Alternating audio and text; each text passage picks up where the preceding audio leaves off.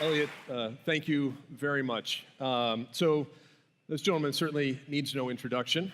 My name is Mark Bezos, and you're all welcome to call me what my friends do. They usually just refer to me as Jeff's brother. So, by the way, just so you know, it actually does go both ways. My brother has a TED Talk about small acts of kindness, being a volunteer firefighter, and it has millions of views. And every once in a while, somebody will stop me and say, I love your TED Talk about being a firefighter and small acts of kindness. And I usually, say, well, thank you, but that's really my brother, his TED Talk. But if I'm in a hurry, I just say thank you. So thank you. Yes, absolutely. But if any of you do get confused, I'm the one with the smaller bank account to your left. He's the big brother. So, Jeff, before we get started, I think this is obviously a crowd of influential people who are starting out. I think we might as well just make the most of their time. I'm just going to dive right into this, if you don't mind. Let's go. So, you are captain of industry, Amazon.com, private spaceflight with Blue Origin, the Washington Post, levels of fame and wealth that are hard to comprehend. I guess one question that probably is at the top of everyone's mind is, if you had to choose one thing, what would you say is your favorite part of having me as a little brother?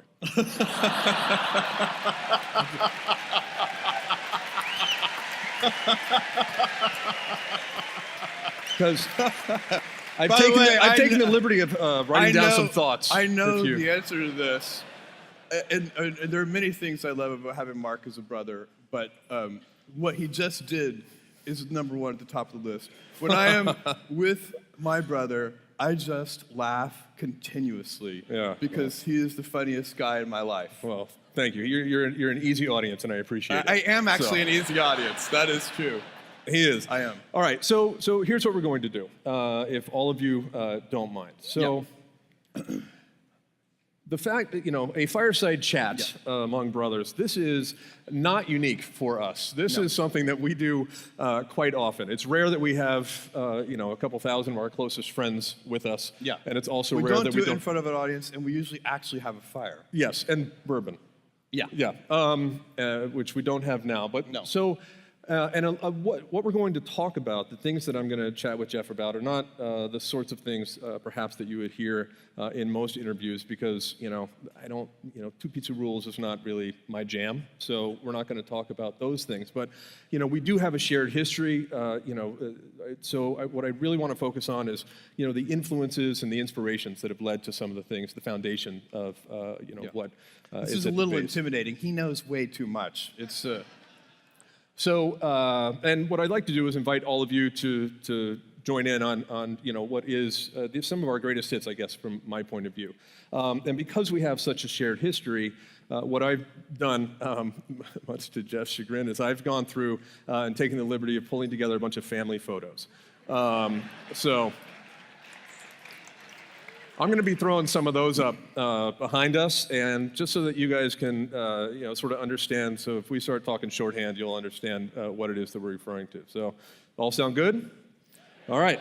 So I am going to, and I appreciate your patience. This is not the sort of thing that I usually do, so I appreciate your patience. So we're just going to dive right into it. So when we were kids, we would spend every summer on our grandfather's ranch in South Texas. We called our grandfather Pop. That's Pop. There's Pop right there. We were probably just fixing that windmill. Yes, always fixing windmills. Yeah.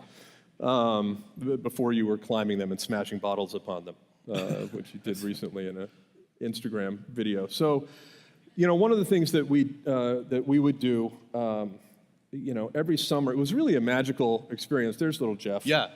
That was my maximum cuteness right there. By the way, all downhill from there. That's a 1962 International Harvester Scout. We all learned to drive in that car. That car. Once you can drive that car, you can drive anything. And then this is, so there's the two of us. That is Jeff teaching me how to open or close a gate, which doesn't seem like it would be that complicated, but I was having trouble with it. Wire gap gates are tough.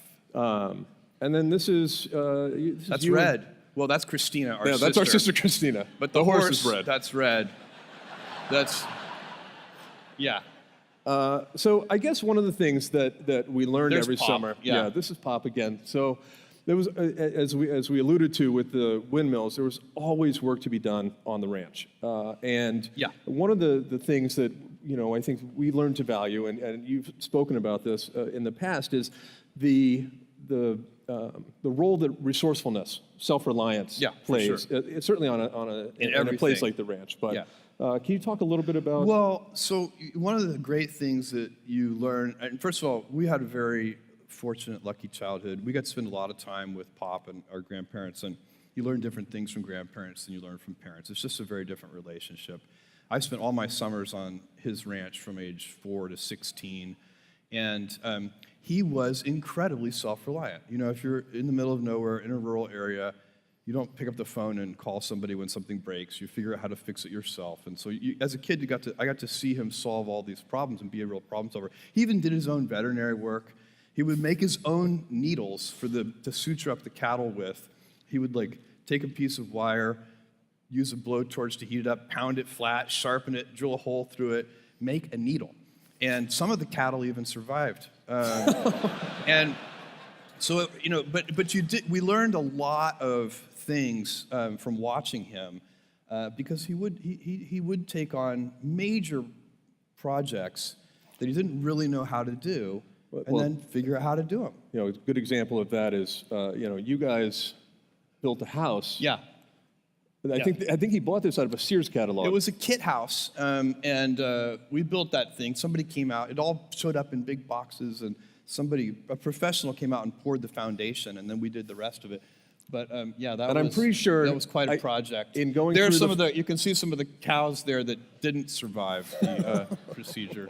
So, when I was going through these, it certainly I came across this photo, which oh God, yeah. I'm not exactly sure what it was you were doing here, but I'm almost positive It looks you're like doing that. it wrong. Maybe that vent really pissed me off. I don't know. That's certainly. Well, I think there's a couple of things here. First of all, OSHA would not be pleased with the way you're on that ladder, and it appears as though you're crafting a spear. I don't know what I'm doing. Yeah. So, I think that if you can talk a little bit, I know that there's this bulldozer in the background. Yeah. That's a is the funny part D6 of. Caterpillar bulldozer that my grandfather bought used for $5,000, which is an enormous bargain. This thing, it should cost way more than that. The reason it was so cheap is it was completely broken. The transmission was stripped, the hydraulics didn't work. And so we spent basically a whole summer repairing it, and big giant gears would arrive by mail order from Caterpillar, and we couldn't even move the gears. So the first thing my grandfather did was build a crane to move the gears. So that's that kind of, self-reliance and resourcefulness. And there's also there's a story that is somewhat legendary in our family. One of the things that Pop did one summer, it was a little out of character. Oh, I know what story you're talking about. So he really actually was a very careful, conservative sort of person, not prone to crazy acts or anything. He was kind of introspective and very even introverted, quiet person. But one day, he was all by himself. He had driven to the ranch, and he was at the main gate to the ranch, and he forgot to put the car in park. And so when he got to the gate, he noticed that the car was slowly rolling downhill toward the gate. He thought, this is fantastic. I have just enough time to unlatch the gate, throw the gate open. The car is going to drive right through, and this will be wonderful. He almost got the gate unlatched when the car hit the gate, and it caught his thumb between the gate and the fence post, and it stripped all the flesh off of his thumb. It was hanging there by a tiny little thread, and he was so angry at himself that he ripped that piece of flesh off and threw it in the brush, got back in the car, drove himself to the emergency room in Dilley, Texas, 16 miles away. And when he got there, they said, this is great, we can reattach that. Where is it? And he said, I threw it in the brush. They drove back with the nurses and everybody, and they looked for hours for the thumb, and they never found that piece of flesh, something probably eaten it. So they take him back to the emergency room, and they said, look, you have two choices. You're going to have a skin graft for that, and we can sew your thumb to your stomach and leave it there for 6 weeks. That's the best way to do it. Or we can just cut a piece of skin graft from your butt and just suture it on, and it won't ever be as good, but the advantage is your thumb won't be sewn to your stomach for 6 weeks. And he said, I'll take option 2, just do the skin graft from my butt. And they did that. It was very successful. It worked fine. And but the funniest thing about this story is that I have incredibly vivid memories, and we all do, of him. And definitely his mornings were completely ritualized.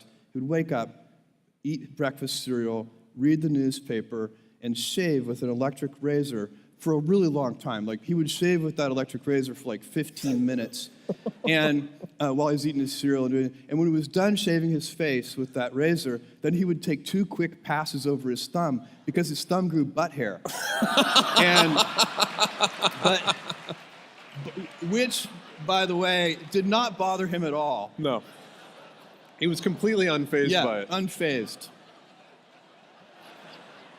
So, thumb, butt hair aside, the value of resourcefulness, Yeah. right, and self-reliance.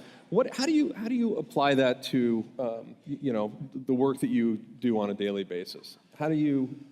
Well, I think there are a lot of entrepreneurs and people pursuing dreams and passions in this God. And you always the whole point of moving things forward is you run into problems, you run into failures, things don't work, you have to back up and try again. Each one of those times when you have a setback and you back up and you try again, you're using resourcefulness, you're using self-reliance, you're trying to invent your way out of a box. And we have tons of examples at Amazon where we've had to do this. We've failed so many times. I always think of us as a great place to fail because we're good at it. We have so much practice. And just to give you one example, many years ago now, we wanted a third-party selling business because we knew we could add selection to the store that way.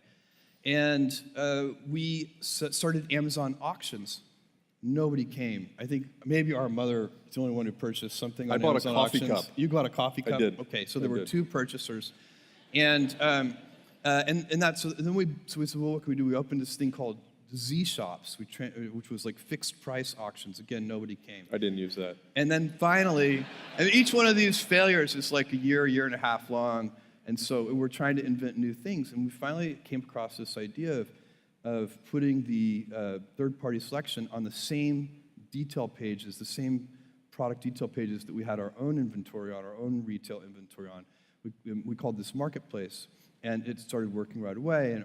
So that resourcefulness of trying new things, figuring things out, what do customers really want, it pays off in everything. And it pays off even in your daily lives. How do you help your children? What's the right thing? My wife has a great saying. We let our kids use, even now they're 17 through 12, but even when they were 4, we would let them use sharp knives. And by the time they were, I don't know, maybe 7 or 8, we would let them use certain power tools. And my wife, much to her credit, she has this great saying. She says, I would much rather have a kid with 9 fingers than a resourceless kid. And which I just think is a fantastic attitude about life.